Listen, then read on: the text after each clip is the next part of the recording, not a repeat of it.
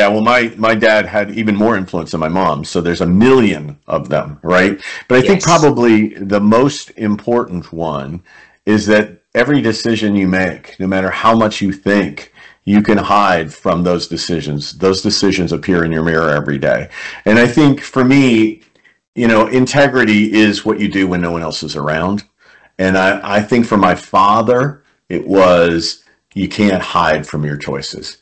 And I think there are a lot of people who try to, who live lives where they don't show the fullness of who they are. So it was helpful for my dad to realize there's no hiding and never do anything you don't want to see in the newspaper or on the evening news.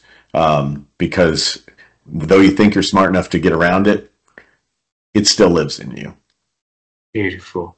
The last question, travel time with me one more time, okay? It seems like you have another meeting, right? So I want to keep it quick.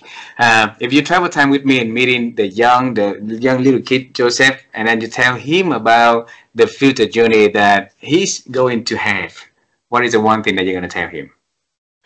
Don't be as scared about the future. The future will be wonderfully beautiful. I would really want, because I think when you're really young, you just don't know how you're going to navigate all of this stuff.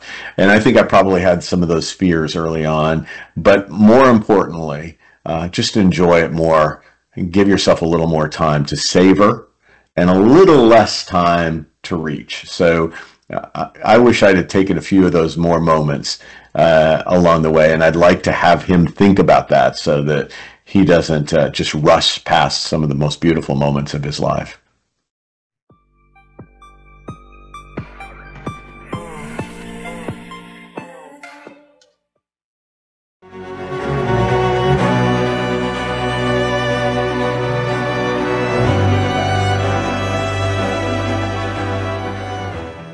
She told me that anybody can do the cooking, you go to school.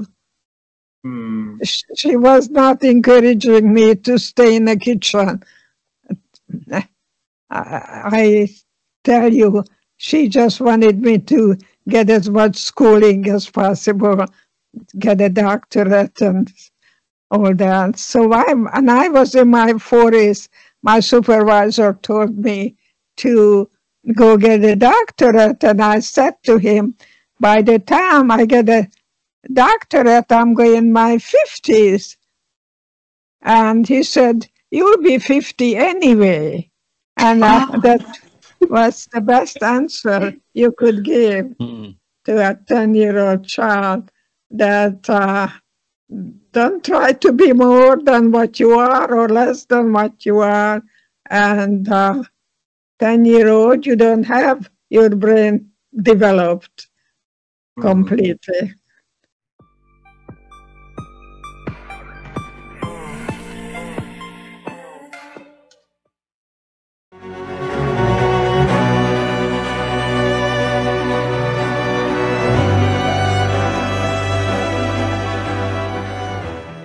I think it's really easier than we think. So I start every day with a walk. I'm outside walking for 60 minutes or more. And it's very easy to just walk along and think about all the things you're going to do for the day, or listen to music or a podcast, and you're just doing the walk. But I set a goal every day of, I want to experience a moment of awe. And so I look for, what is that moment of awe? Maybe today it was a beautiful a beautiful tree with cherry blossom blooms, right? We're in spring here in my city, and so it was just beautiful, pink floral explosion, and it was like, that's my moment of awe today. And it's that simple. I'm not just going to go through this walk for 60 minutes and be outside and check the box that I moved. I'm going to intentionally try to experience awe. And so I think it's, as we're planning our weeks, as we're looking at what we have to do, it's just asking yourself, how can I be more curious this week? How can I be more open to what I might gain from those around me or from the experiences that I have?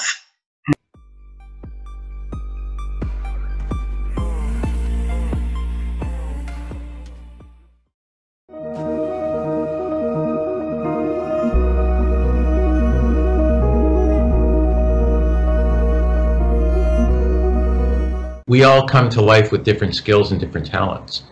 So what works for me isn't going to work for you. But what's most important to you is to figure out what those talents are. And sometimes you don't even know what they are because you haven't pushed yourself hard enough. And you may find out you're very good at something. Like I thought I was shy, I was introverted, I could never give a good speech, I could never be a lawyer.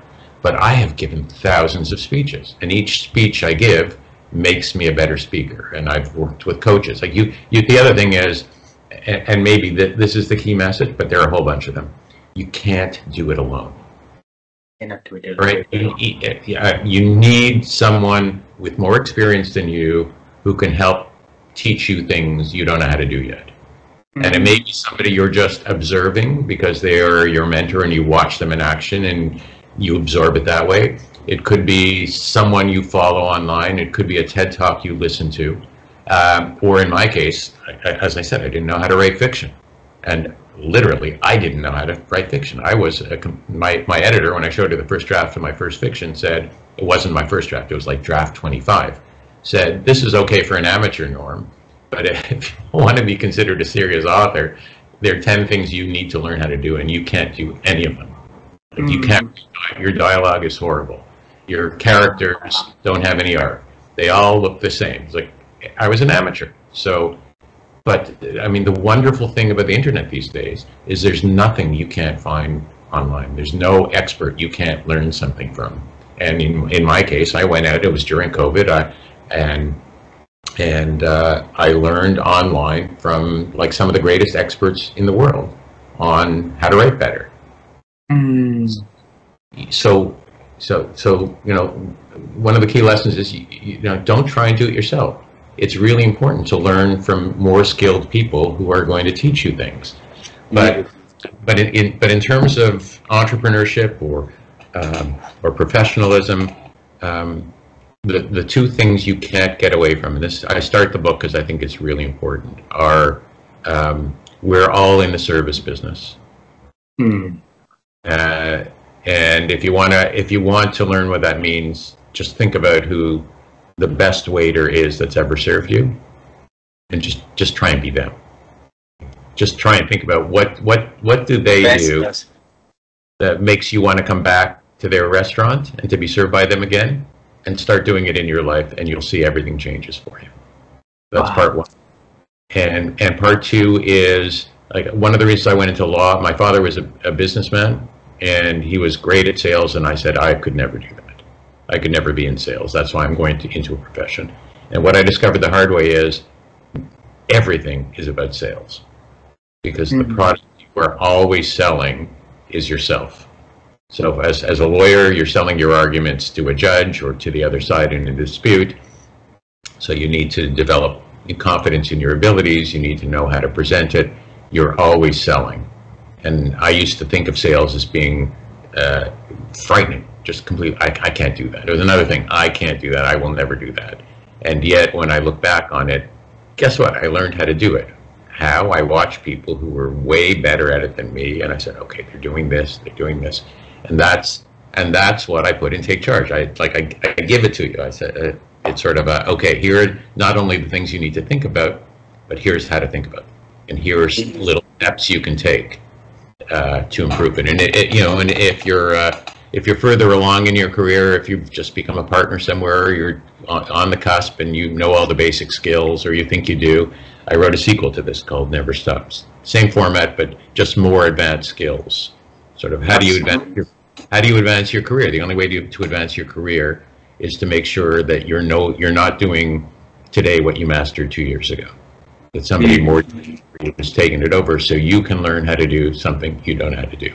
And why don't we do it? And this gets back to the key point in Take Charge. So Take Charge and Never Stop, but Take Charge as the only reason you're not taking on something new is because you're afraid you're going to fail. And the more seen, like at the beginning, everyone expects us to fail. We expect to fail. We're learning, just like a child. And then the more you become expert at something, the more embarrassed you become to admit you don't know how to do something else, so you never learn it. Why? Because I don't want to be exposed as not knowing how to do this.